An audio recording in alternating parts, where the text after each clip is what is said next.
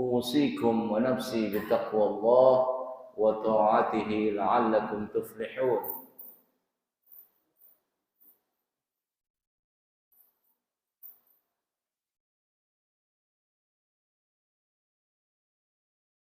قال الله تعالى في القرآن الكريم: أعوذ بالله من الشيطان الرجيم.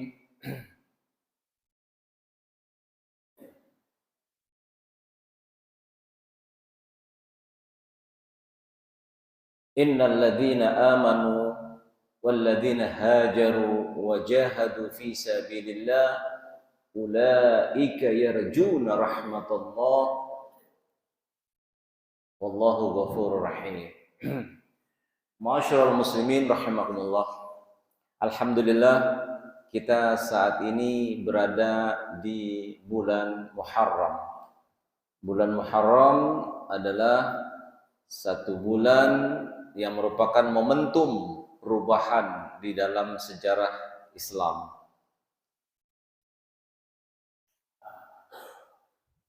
Kok ada begini ya? Ini nggak ada.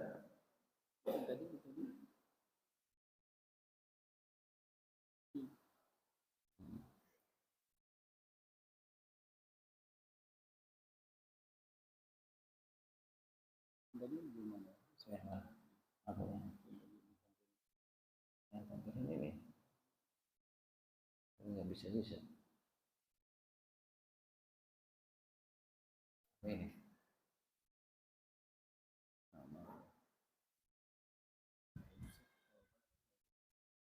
Oh, itu kenapa bus gitu?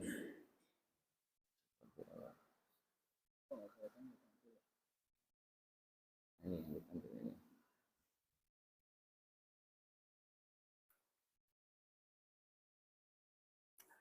Hadirin sekalian yang berbahagia,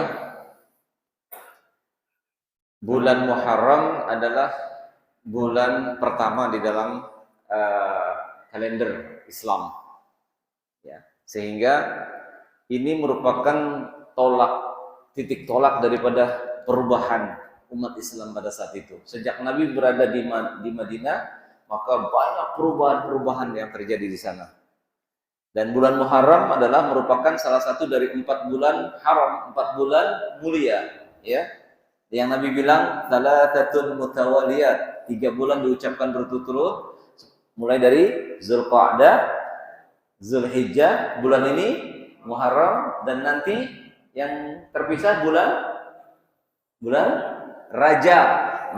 Maka menurut Ibnu Katsir, ya, tafsir Ibnu Katsir menukil daripada pembicaraan dari sahabat Nabi Ibnu Abbas, disebutkan bahwa Allah saja memuliakan bulan-bulan haram ini, maka mari kita muliakan bulan haram ini. Masyarakat muslimin banyak yang belum paham, sadar tentang bulan-bulan haram, bulan mulia, yang mana ketika melakukan perbuatan-perbuatan kebaikan, al-a'mal a'zam, pahalanya dilipat gandakan oleh Allah Subhanahu wa taala, gitu.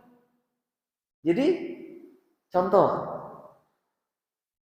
afdhalus siyam ba'da syahri Ramadan as-siyam fi syahrillahil muharram, bahwa puasa yang lebih afdol setelah bulan Ramadan adalah berpuasanya seseorang di bulan Allah, yaitu bulan Muharram.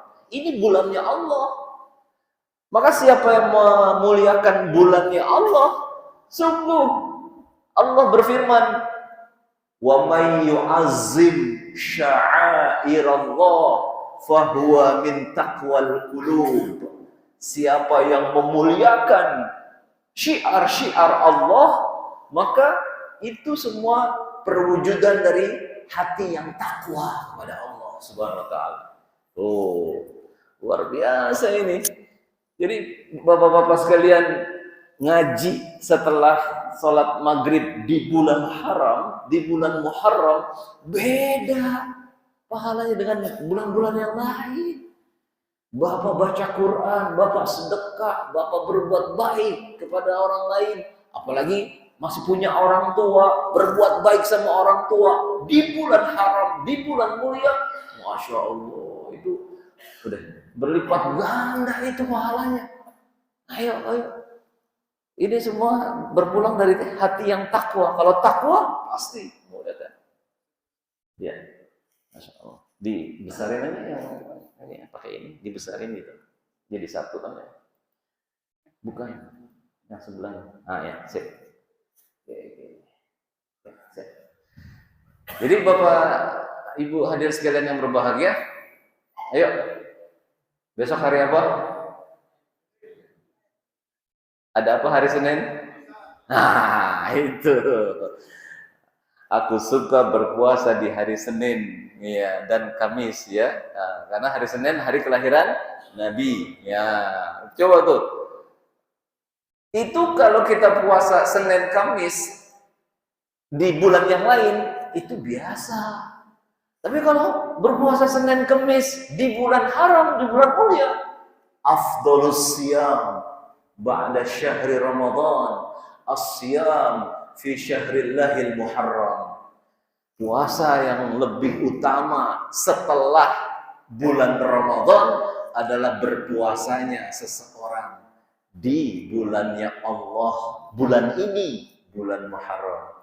Siap besok puasa? Berapa persen kira-kira kemungkinannya? 20. Ya, itu mah nggak niat 20. Berapa persen? 100. Allahu Akbar. Nah, gitu dong, 20% ya. Itu mah nggak niat ya. 100% gitu ya. Baik. Hijrah, momen perubahan. Yuk.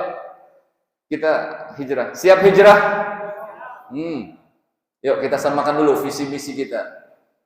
Bahwa tujuan akhir kita dunia apa akhirat sih? Ngapain di akhirat? Di surga. Wow, surga mah nggak ada apa-apanya. Sekedar pulang kampung itu cuma biasa itu. Nih, kata Nabi, inna ahlal jannati la ya'kuluna fiha wa yashrabun. Sungguh nanti penduduk surga udah pada minum, udah pada makan, semua yang enak-enak udah dirasain. Tapi semua masih celangak, celongo, pelangak, pelongo, kayak si itu Pak Lurah. Pelangak, pelongo. Iya. Kenapa? Karena masih belum dia dapatkan melihat Allah. Belum melihat Allah. Siapa ini Allah yang selama ini aku sembah? Mana wujudnya? Mana? Pada galau, semua galau. Ini. Kalau segera pulang kampung mah insya Allah bisa. Baca nanti surat Yunus ayat 25. Di situ disebutkan ada kata-kata ziyadah. Bagi ahli jannah ada ziyadah, ada bonus. Bonusnya apa? Melihat Allah. Pada saat itu wujuhu yawma idzin nadirah. Wajah-wajah mereka berseri-seri. Kenapa? Lisaiha radiyah. Karena usaha mereka diridhoi oleh Allah Subhanahu wa taala. Ila rabbiha nazirah. Ila rabbiha nazirah. Mereka bisa melihat Allah dengan mata kepala mereka sendiri. Nabi Musa minta pengen melihat Allah. Kata Allah, jangan. Kamu gak sanggup. Kalau kamu bisa lihat ada cahaya di balik bukit Sinai, saufa tarani, pasti kamu akan bisa melihat aku, kata Allah. Begitu, falamma tajalla rabbahu, begitu Allah menampakkan cahayanya dari balik bukit Sinai saja, kharra sujada. Musa tergeletak, nggak sanggup, pingsan. Falamma saiqa, begitu bangun sadar, minta ampun, ya Allah. Ya, aku selama ini berbuat zalim. Ya, aku gak sanggup melihatmu. Tapi nanti di akhirat, Masya Allah, Bunda Aisyah bertanya kepada Rasulullah, ya Rasulullah, gimana nanti kita bisa melihat Allah? Seperti apa? Kata Nabi, kama tarawunal badar, sebagaimana engkau melihat bulan purnama. Gimana bulan purnama? Cahaya terang apa sedikit? Sempurna enggak? Sempurna. Begitu. Di mana saja seseorang lihat bulan purnama, kelihatan enggak? Kelihatan. Ditanya lagi sama Bunda Aisyah, kira-kira seperti apa Allah itu? Nah, ini masalahnya. Nabi mengatakan tidak ada kata yang bisa melukiskan keindahannya Allah. Tidak ada ya ungkapan yang bisa mengungkapkan bagaimananya Allah. Pokoknya pada saat itu pada begini semua nih. Apa bahasa Jepangnya begini? Apa? Takashima. Itu. Apa bahasa Jepangnya? Pada Takashima semua. Begitu semua, nggak bisa ngomong, tapi udah puas dengan sudah melihat Allah Subhanahu wa taala. Nah, tapi ada syarat dan ketentuannya. Yuk, kita baca ayatnya di surat Al-Kahfi ayat terakhir. A'udzubillahi minasyaitonir rajim. Wa may yarju liqa'a rabbih falyamal amalan salihah wa la yusyrik bi'ibadati rabbih ahada. Kalau pengen begitu, mau ketemu Allah, maka beramal saleh. Amal saleh, bukan amal salah. Ada contohnya dari Nabi, itu amal saleh. Ada perintah dan ada contoh, itu amal saleh. Yang kedua, jangan syirik kepada Allah. Gak bisa tuh syirik kepada Allah. Ya, jangankan bertemu dengan Allah di akhirat nanti, masuk Masjidil Haram aja nggak bisa, Pak. Nggak bisa. Saya pengalaman. Jamaah umroh saya ada yang saya tarik masuk Masjidil Haram begini, Pak. Nggak mau, nggak bisa. Kalau nggak masuk, begitu. Sampai tergeletak, akhirnya Syekh datang diurapin sama si Syekh. Kata Syekh, dia ada sesuatu yang menghalangi dia masuk Masjidil Haram. Begitu di hotel kita tanya, gimana Pak? Iya, saya nggak bisa menghilangkan ini. Ya udah, Bapak di kamar aja udah. Nggak bisa masuk Masjidil Haram, Pak. Karena ada benda-benda yang masih belum bisa dia keluarkan dari itu. Syirik itu yang kayak begitu tuh. Masih pakai jimat-jimat, masih pakai sesuatu yang Allah sendiri bilang itu syirik. Nauzubillah, Allah.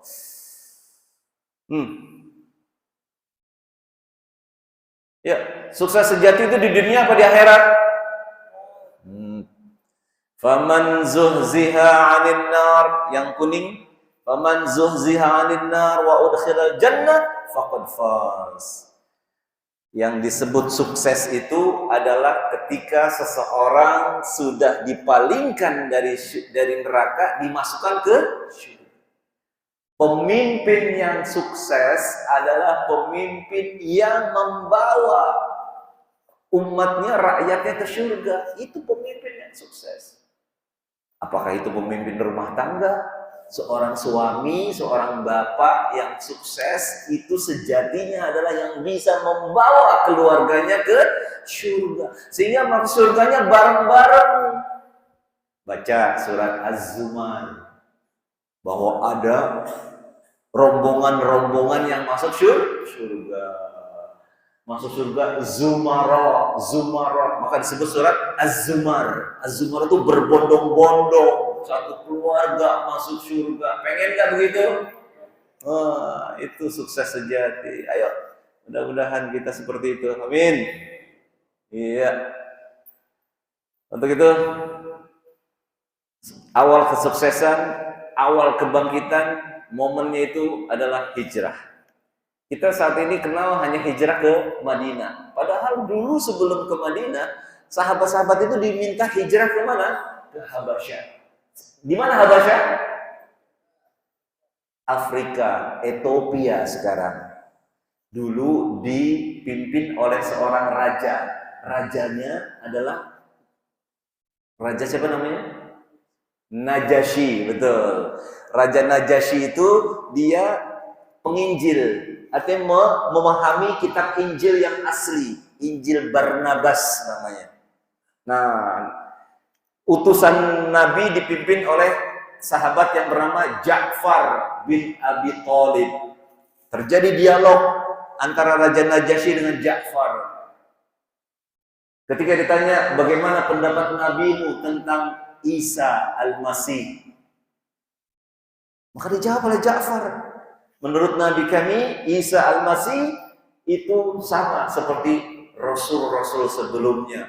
Qad khalat min qablihir rusul. Sudah berlalu Rasul-Rasul sebelum Nabi Isa alaihissalam. Apa yang dijawab oleh Raja Najasyi? Ini, kalau dia adalah seorang yang mengimani Injil yang asli, pasti sama jawabannya dengan Raja Najasyi. Apa kata Raja Najasyi?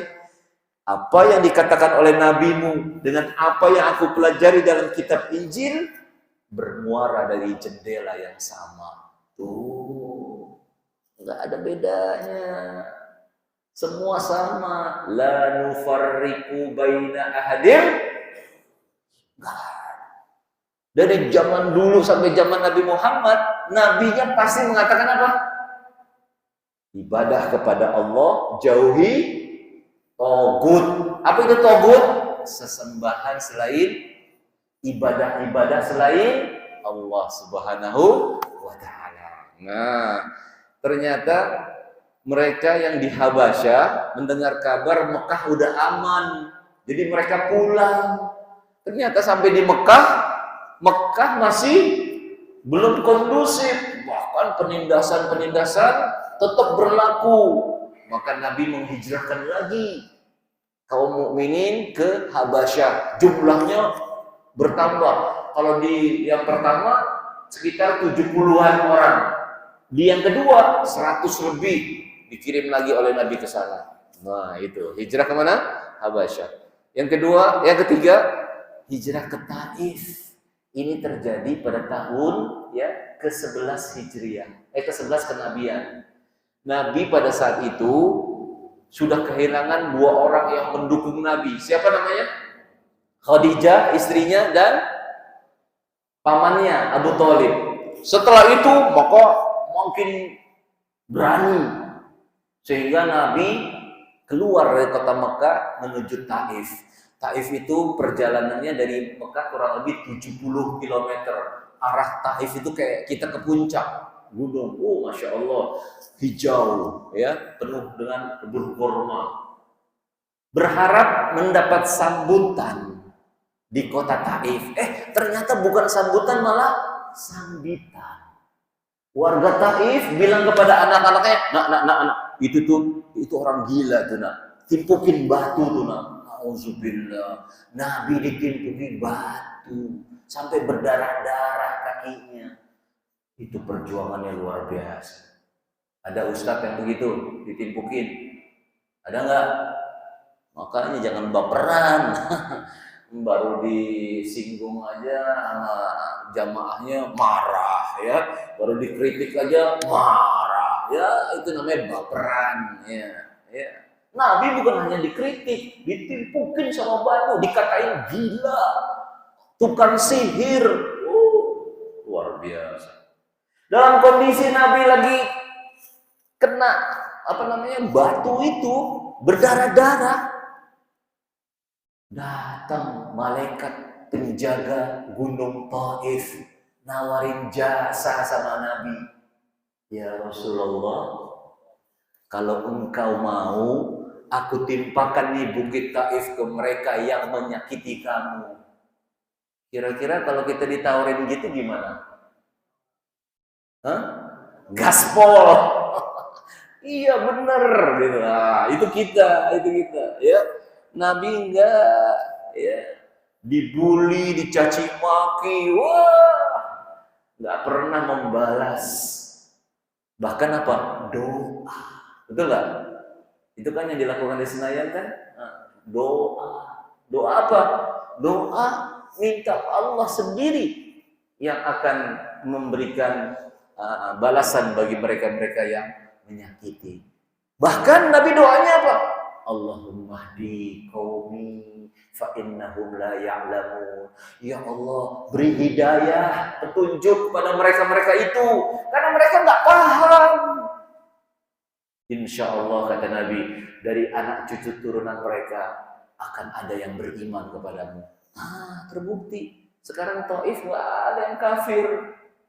Islam semua berkat doa Nabi. Subhanallah. Nah yang terakhir itu hijrah kemana? Ke Madinah. Ya, jadi Nabi terakhir hijrahnya, sahabat-sahabat dulu. Nabi terakhir hijrah bersama siapa? Abu Bakar As-Siddiq. Apa yang dilakukan oleh Nabi setelah hijrah ke Madinah?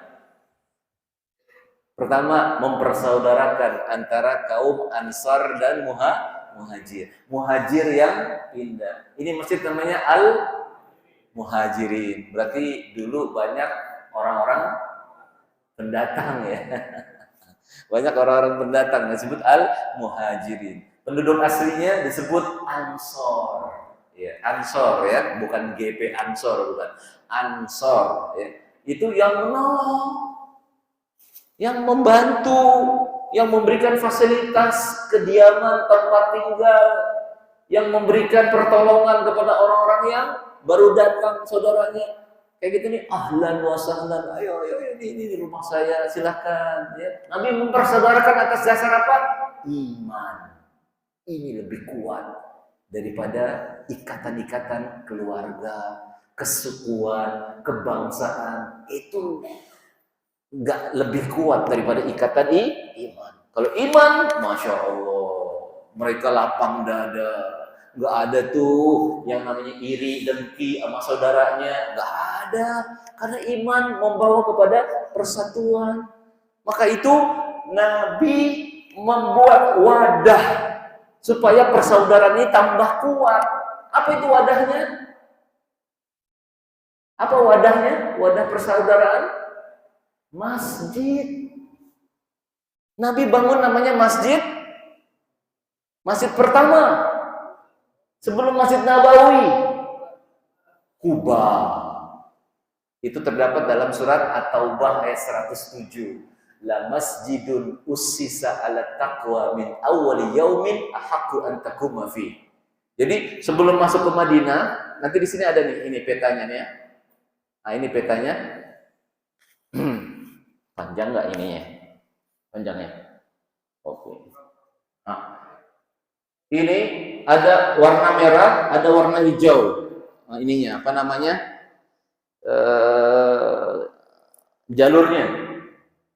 Ini menurut keterangan ini yang saya baca, ini warna hijau, ini warna yang jalur umum orang hijrah ke Madinah. Ini Mekah, di sana Madinah. Yang merah ini yang dilalui oleh Nabi lewat pinggir-pinggir pantai. Ya, jalur yang enggak dilalui oleh umum. Nah, begitu. Tujuannya adalah supaya tidak diketahui jalannya Nabi ke Madinah. Jadi maksud saya adalah bagaimana tuh hijrah itu bermakna meninggalkan kebiasaan-kebiasaan yang buruk ya. Masa sih sesama saudara bermusuhan, iri-irian? Enggak ada tuh, zaman dulu enggak ada begitu, ya. Lapang dada menerima kemajuan orang lain, ya. Apa yang dilakukan oleh orang lain itu dipuji, bukannya malah diapain? Dibully gitu ya. Pokoknya apa yang dilakukan nggak ada benernya deh, buruk aja gitu. Itu terjadi di zaman dahulu, ya. Ketika Nabi bangun masjid pertama, Masjid Kuba, itu Nabi memang bangunnya secara sederhana. Belum ada apa? Atap. Bawahnya masih pasir. Kelilingnya itu cuma dengan apa? Pelepah-pelepah kurma, ya, tiang-tiang terus pelepah kurma, asal ada bukti bahwa itu adalah masjid. Oh, ada kelompok-kelompok yang nggak seneng, terutama yang hatinya busuk, hatinya penuh penyakit. Fi qulubihim maradun, hatinya ada penyakit. Siapa itu? Munafik. Orang-orang yang mengaku Islam, nggak taunya adalah musuh Islam.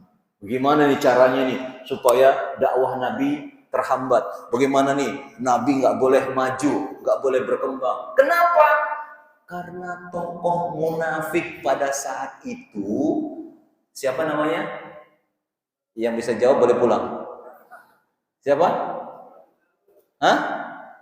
Abdullah bin Ubay bin Salul. Betul Pak, Masya Allah. Ada hadiah? Hah? Oh boleh pulang. Abdullah bin Ubay bin Salul ini tokoh munafik yang sebelum Nabi hijrah ke Madinah, dia udah jadi capres. Udah jadi capres, calon presiden pada saat itu, jadi calon pemimpin. Begitu Nabi ke Madinah, warga Madinah berpindah, nggak lagi mencalonkan Abdullah bin Ubay. Kira-kira sakit hati nggak? Kalau orang sakit hati gimana kerjaannya? Fitnah, ngebully. Apa yang dilakukan oleh Nabi dianggap salah. Nabi bangun masjid, dibilang, oh nggak standar nih. Bikin masjid baru, masjid tandingan, namanya masjid. Wah pinternya bapak-bapak, Masya Allah. Takbir. Namanya Masjid Diror. Ini kenyataan dalam sejarah ada. Bayangin, masjid udah ada, dibangun oleh Nabi karena dengki, karena iri, nggak mau kemajuan itu diraih oleh Nabi dan para sahabatnya. Yuk, kita juga bisa bikin masjid. Bikin dan masjid. Dibikin apa? Itu nggak standar tuh. Rumputnya aja nggak bagus. Ya. Udah, bikin lagi. Bikin yang baru. Namanya Masjid Diror. Ya. Itu sejarah, nggak bisa dipungkiri, itu sejarah. Jadi dari dulu yang namanya hatinya penyakit, ada nggak? Ada. Kalau hati udah penyakit, apapun nggak ada bagusnya tuh orang. Apapun nggak ada istilahnya yang bisa kebaikan-kebaikan itu nggak ada. Yang dinilai jelek aja. Nabi berbuat ini dibilang itu tukang sihir. Itu mah kerjaan orang-orang yang bahlul, yang bodoh, kan gitu. Nabi dianggap bodoh, magrum, gila, tukang sihir, gitu. Masya Allah. Oke. Nah, jadi hijrah itu ada dua, ada hijrah makaniyah, tempat, ada hijrah selain itu namanya hijrah maknawi. Hijrah apa? Secara moral. Harus berubah.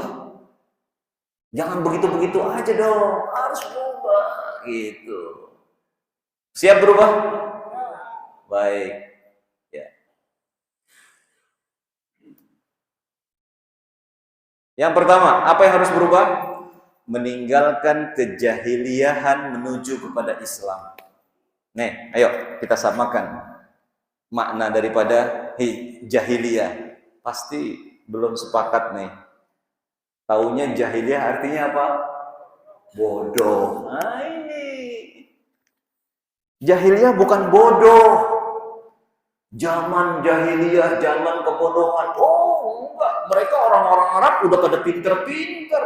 Dagangnya aja bukan lokal, tapi dagangnya internasional. Li'ilafi Quraisyin ilafihim rihlatash shita'i was-sayf Musim dingin mereka ke Syam, Syria. Musim panas ke Yaman, sebelah selatan. Perdagangannya udah perdagangan internasional. Bahkan pada saat itu pedagang-pedagang dari Tiongkok, Cina udah pada datang ke Mekah. Bawa itu guci-guci yang dari Cina, udah ada. Kalau bukan pinter, nggak mungkin ada perdagangan internasional. Tokoh jahiliyah siapa? Abu siapa namanya? Abu Jahal. Tokohnya jahiliyah itu Abu Jahal.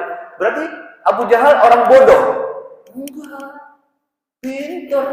Dia bikin strategi, siasat gimana menghambat dakwah Nabi. Jahiliyah artinya ba'idun anil haq. Jauh dia dari kebenaran Islam. Padahal Nabi di depan mereka, Nabi keluarga mereka, tapi mereka jauh daripada kebenaran itu. Itu namanya jahil. Ya. Padahal Islam itu udah jelas ada, dia nggak pakai. Itu jahil. Bukannya nggak tahu, tapi dia nggak pakai itu cahaya Islam itu, nggak diambil, nggak dipakai itu cahaya Islam. Itu namanya jahil, jauh daripada kebenaran, gitu ya. Baik, pemikiran jahiliyah, adat-adat jahiliyah, tinggalkan. Yang wanita, ayo istrinya gimana? Masih pakai pakaian adat jahiliyah? Pakai pakaian jahiliyah? Buka-buka aurat? Ayo, tanggung jawab lu, Pak. Ya. Kalau istri sudah bagus, pakaiannya menutup aurat, putri bapak bagaimana? Yang sudah gadis, udah menutup auratnya belum? Ayo, keluar rumah harus tertutup aurat. Yang nggak terlihat cuma apa?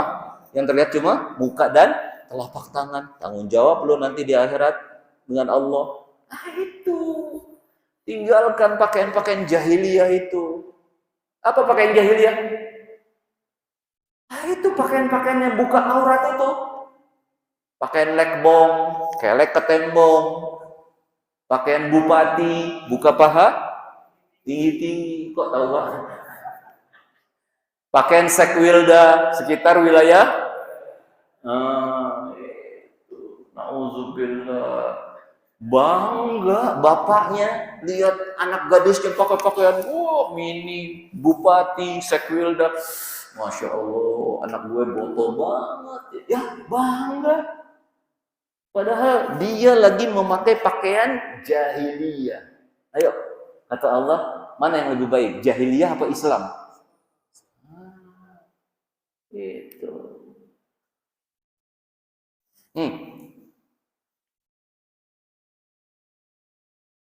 Termasuk adat-adat jahiliyah apa? Nih, saya ngajar di daerah Tanah Abang. Saya dibisikin sama seorang bapak, Pak, kalau ngaji sama ibu-ibu tolong sampaikan begini. Kenapa ya? Ibu-ibu di sini kalau pas punya mobil baru itu beli kendi isi air kembang, terus kendinya dipecahin di depan mobil. Ya, airnya disiramin air kembangnya ke mobil. Kenapa? Tolak bala. Astagfirullahaladzim. Tolak bala itu dengan apa? Sedekah. As-sadaqatu tadfa'ul bala. Itu jahiliyah, itu kayak gitu. Termasuk jahiliyah apa? Kalau ngadain acara panggil pawang hujan. Itu termasuk adat-adat jahiliyah. Nauzubillah min dzalik. Masih ada nggak di sini? Masih ada nggak? Nggak ada ya? Amin, insyaallah nggak ada. Yang kedua, tinggalkan kekafiran menuju iman kepada Allah. Ayo, ajak saudara-saudara kita yang non-muslim untuk ke Islam. Boleh. Nggak ada paksaan, jangan paksa. Sukarela mereka. Ini yang kami lakukan di penjara wanita di Pondok Bambu. Alhamdulillah, yayasan kami Al-Irsyad Al-Islamiyah membuat masjid di dalam penjara wanita Pondok Bambu, Jakarta Timur. Masjidnya namanya Masjid Al-Irsyad. Waktu itu diresmikan oleh gubernur yang lama yaitu Pak Anies Baswedan. Itu masjid, Masya Allah, menampung banyak daripada ibu-ibu yang narapidana, ya. Itu mantan yang tinggal di situ, Ibu Siti Fadilah, mantan Menteri Kesehatan, Angelina Sondah, ada juga artis-artis ya. Nah, itu belajar Al-Quran di situ. Sampai Angelina Sondah itu hafal Quran, Pak, di situ. Kan dilakukan proses tahsin Quran. Nah, di situ juga kami dengar ada upaya-upaya misi kristenisasi terhadap ibu-ibu yang dipenjara. Apa buktinya? Mereka dipinjamin uang. Kalau nggak bisa bayar, nggak apa-apa. Tuhan Yesus Maha Pengasih. Yang penting kamu ikut kebaktian. Kami mencium itu. Kami lakukan dakwah yang lebih intensif lagi di penjara. Alhamdulillah, sudah 13 ibu-ibu yang kita syahadatkan di situ. Di masjid itu. Ini, ayo, ajak.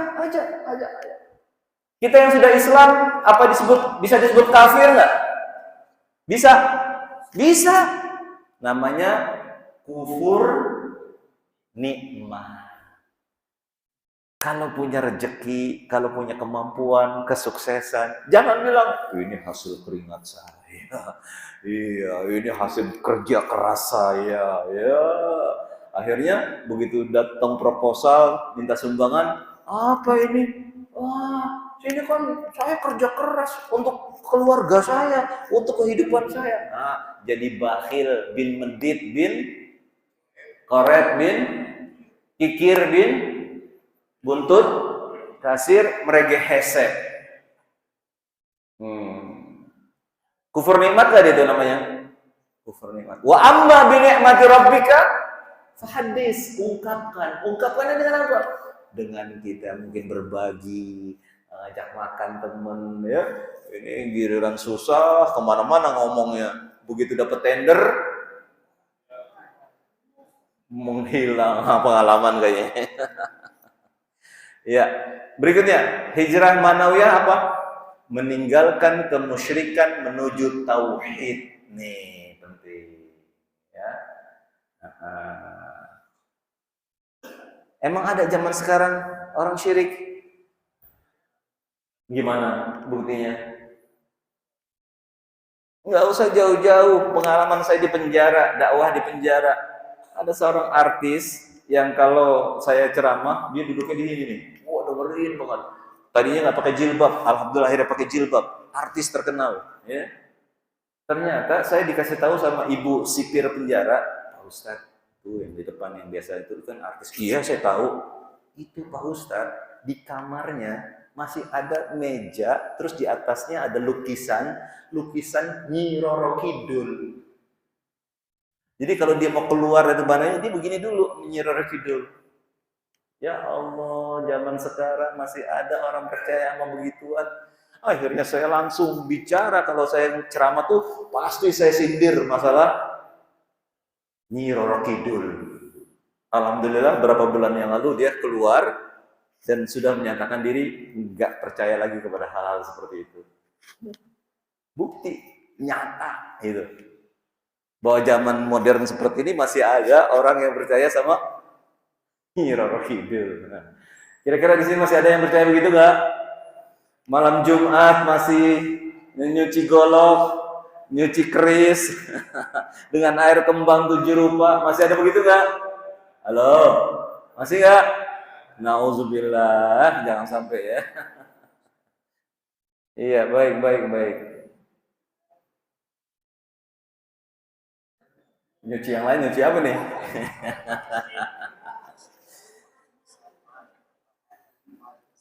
Ini ya syirik ya, ada 10 dosa syirik ya. Baik syirik. Pertama, syirik menimbulkan rasa khawatir dan hilangnya rasa aman di dunia dan di akhirat. Ini firman Allah. Ini nggak bisa. Ini nggak bisa ada speaker. Nggak ada. Syirik adalah penyebab seseorang tersesat di dunia dan akhirat. Allah Subhanahu wa taala berfirman yang artinya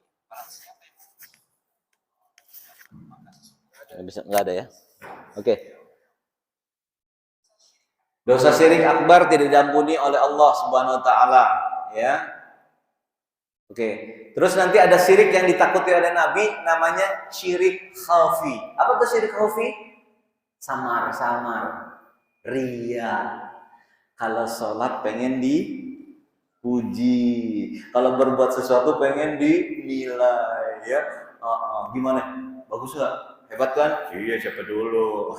Gitu. Nah, itu bahaya itu. Itu lebih berbahaya kata Nabi. Itu yang lebih aku khawatirkan ketimbang fitnah Al-Masih Dajjal. Al-Masih Dajjal aja fitnahnya luar biasa besarnya. Orang yang syirik khafi itu lebih ditakutkan oleh Nabi. Kenapa? Karena orang nggak menyadari bahwa dia berbuat begitu, itu ternyata dosa besar itu. Ya, baik. Yang kelima, meninggalkan kebatilan menuju al-haq.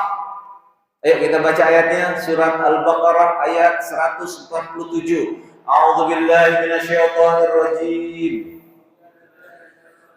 Al-haqqu mir rabbik fala takunanna minal mumtarin.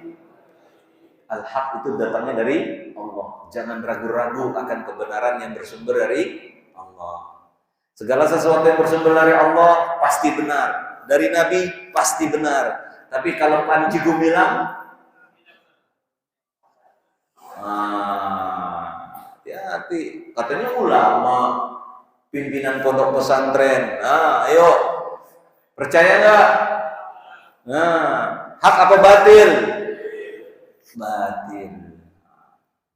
Ya, jelas tuh, hitam putihnya jelas. Kata Allah, al-halalu bayyin wal haramu bayyin. Yang halal jelas, yang haram jelas. Al-haq itu pasti jelas, batil batil. Sekalipun dibungkus dengan hebatnya, dengan bagusnya pesantrennya, megahnya itu gedung-gedungnya, canggihnya alat-alatnya, kalau ajarannya sesat gimana? Tetap sesat. Bener nggak di penjara? Bener nggak di penjara? Oke, yang terakhir, tinggalkan maksiat menuju taat. Ingat, maksiat itu bukan yang gede-gede aja, bukan zina, bukan judi saja. Maksiat lawan kata dari taat. Berarti kalau kita nggak taat, berarti kita lagi sami'na wa ata'na. Kami dengar dan kami lawannya sami'na wa asoyna. Berarti kalau lagi nggak taat, berarti lagi asoy. Kalau kita nggak taat, berarti kita lagi asoy. Itu artinya apa? Maksiat. Nah, ini ada 10 dosa besar maksiat yang harus kita tinggalkan. Pertama, syirik, meninggalkan sholat. Ayo, bapak mungkin udah sholat, gimana anaknya, gimana mantunya, gimana supirnya, pembantu yang di rumah, mantu kita, ponakan yang tinggal di rumah. Ayo, udah sholat belum? Durhaka kepada orang tua, zina, rizki haram. Ayo, dagang yang benar, jujur, jangan curang. Jangan pakai riba-riba, pakai yang syariah. Ayo, masih ada yang pakai pinjam-pinjam, pinjaman online. Itu nggak syariah, tinggalin. Ya. Kalau mau perlu pembiayaan nih, ada dia, Zakaria. Dia di bank syariah tuh. Ya, baik. Sampai sini, katakan tidak kepada maksiat. Tolak tuh maksiat. Ya. Yo, dosa-dosa tinggalin deh. Dosa politik, ya, dosa-dosa terhadap pekerjaan, sampai korupsi. Itu dosa semua tuh. Zina, dosa itu. Alhamdulillah. Demikian, mudah-mudahan insya Allah kita semua siap hijrah. Insya Allah. Berubah. Karena apa? Terakhir, kita baca hadisnya. Al-muhajiru man hajara manahallahu anhu. Ini masjid namanya? Berarti orang-orang yang berada di sini, yang dekat-dekat dengan di sini, yang namanya al-muhajir kata Nabi, orang-orang yang pindah, beralih dari apa-apa yang diharamkan oleh judi, apalagi ngadu ayam boleh nggak? Nggak boleh, ya. Nah, judi online boleh nggak? Judi online nggak boleh, walaupun online tetap aja judi dan lain sebagainya. Terima kasih atas perhatiannya, mohon maaf atas segala kekurangannya. Mari kita tutup dengan doa kafaratul majlis. Subhanallahumma wa bihamdika asyhadu an la ilaha illa anta astaghfiruka wa atubu ilaik. Hadanallahu wa iyyakum ajma'in. Wa afu minkum. Assalamualaikum warahmatullahi wabarakatuh.